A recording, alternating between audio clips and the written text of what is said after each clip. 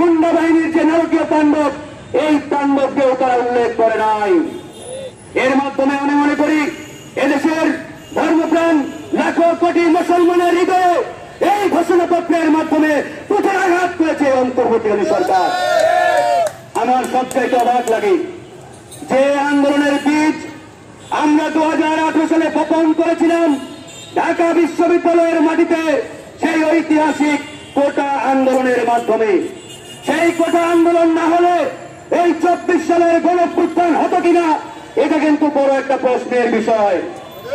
আপনারা জানেন সেই কোটা আন্দোলন করতে গিয়ে আমরা হাজারো বাধা বিপত্তি, হামলা মামলা, জেল জরিমানা, রিমান্ড সহ্য করেছি। আমি ফারুক হাসান একটানা 15 দিন রিমান্ডে ছিলাম। আমার সহযোদ্ধারা রিমান্ডে ছিল। এই যে এখানে যারা আছে প্রত্যেকেই জুলুম নির্যাতনের শিকার হয়েছে। তারপরে হাসিনা আংশিক আমাদের দাবি মেনে নিলেন। এরপরে যখন আদালতের ঘরে বন্দুক রেখে আবারও কোটা ফিরিয়ে আনা হলো, সেই কোটা ফিরিয়ে আনার প্রতিবাদে 2024 সালে এই বৈষম্য বিরোধী ব্যানারে সেই আন্দোলনটা শুরু হলো। তাহলে এর বীজ কোনটা? 2018 সালের কোটা আন্দোলন।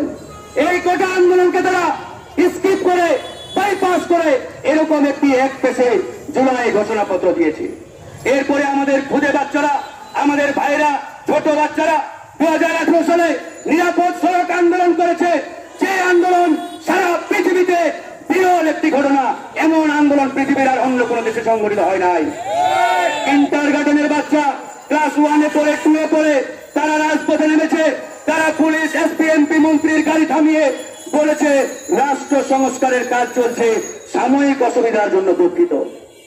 সারা পৃথিবীর চোখ খুলে দিয়েছিল যে আন্দোলন, সেই আন্দোলনকে এই ঘোষণাপত্রে অন্তর্ভুক্ত না করে এই সরকার জাতির সাথে বেইমানি করেছে।